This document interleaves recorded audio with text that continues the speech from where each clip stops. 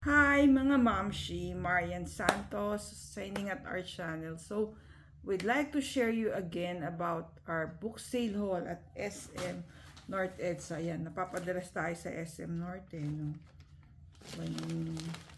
Yun. So, let me share with you our haul from SM North. Yan. Draw Close, devotional for couples from of the author of His Needs, He Needs. No? And Pylon People, 40 Days of Art and Meditation to Empower Your Spirit, and Dreaming on the Page.